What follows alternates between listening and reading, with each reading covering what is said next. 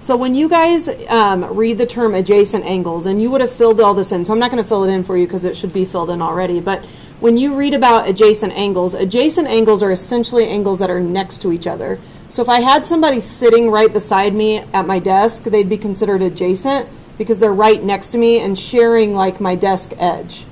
So adjacent angles would be next to each other. So if you look at this picture of adjacent angles, 1 and 2 are considered adjacent because they're sharing that ray and that vertex. So they're next to each other. So we call them adjacent. But I do want to tell you at the same time, 1 would not be considered adjacent to 3, and 2 would not be adjacent to 3 because you can't be one inside the other. So you have to be next to each other, but it can't be like a little one inside of a big one. So again, 1 and 2 are adjacent, but 1 and 3 are not, and 2 and 3 are not. So next to each other, sharing a ray and a vertex. Okay, linear pair. A linear pair is just what it sounds like.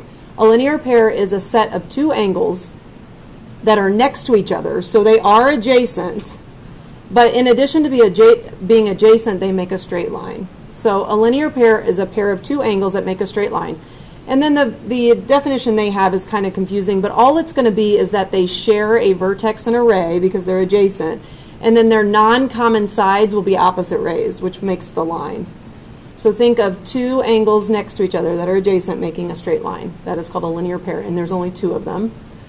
Vertical angles we talked about last time also. Vertical angles are made by intersecting lines, and the lines cannot bend. So if you have 2 intersecting lines, then you're going to get 2 pairs of vertical angles. So the vertical angles that you are going to get are across from each other. So 2 and 2 are vertical, and 1 and 1 are vertical.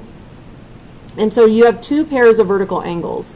And then in addition, in the picture, you will have some linear pairs, like 1 and 2, and 1 and 2, and 1 and 2, and 1 and 2. Those are linear pairs also, but the vertical angles are always across from each other. So we call them non-adjacent because they're not next to each other. They only share a vertex, they don't share a ray. Okay, I want to go back up because I need to fill in these different things. You may have found them in the book, but I also want to make sure that you know this. If you have a linear pair of angles, they will always be supplementary. And that means they always add to 180. So you would fill in always here. When they add to 180, it's because they make a straight line. So there's no way that you could have a linear pair of angles and they wouldn't be supplementary. So if you haven't filled that in, that is always. And then likewise down here, when you're looking at vertical angles that are non-adjacent and across from each other, they're always going to be congruent.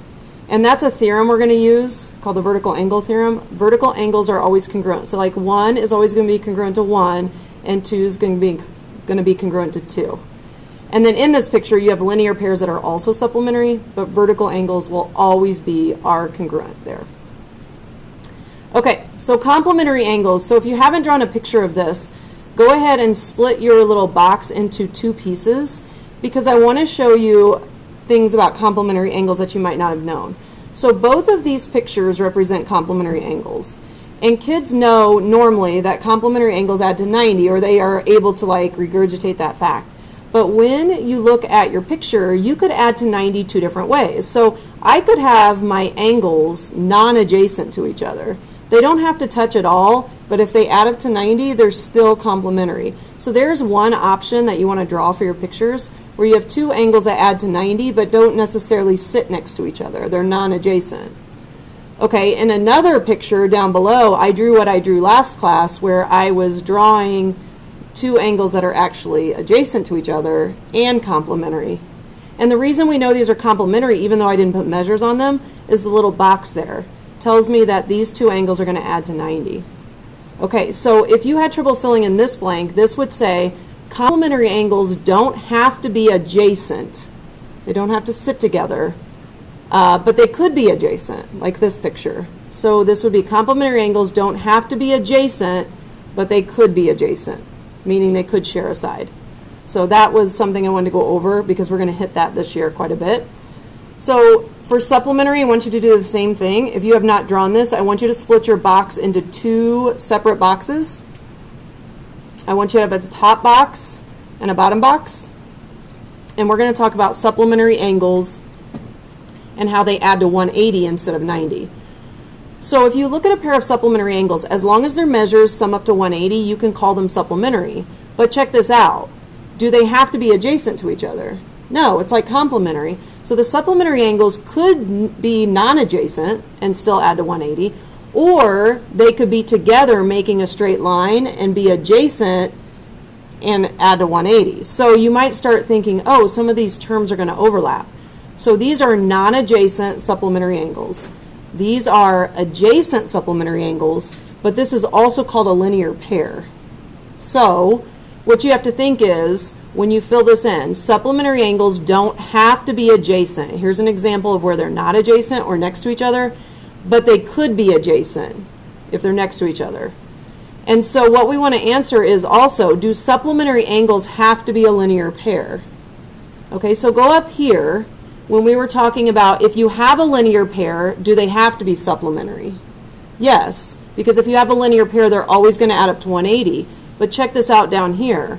If you have supplementary angles, do they have to be a linear pair? And the answer is no. Here's a pair of supplementary angles that are not linear. So supplementary angles are sometimes linear.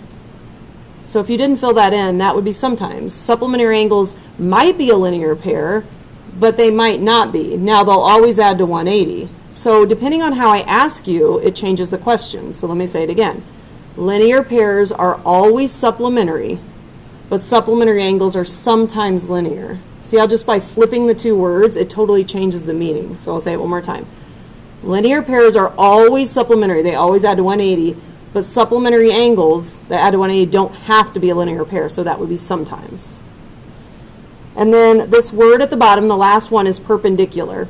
So I want to make sure that when you look at perpendicular lines, you know that they form right angles. So what would happen in the picture is you'd have two lines, and they'd have to put a box right there. And that box would indicate that the lines are perpendicular. Now, segments can be perpendicular, and rays can be perpendicular. So they don't always have to be lines, but that's in the definition. They have all three of those. And then upside down T, we talked about this in the last class or the last video, that an upside down T stands for perpendicular, and that's a quick way to write perpendicular without having to write out the word perpendicular. Okay, so that is the end of this.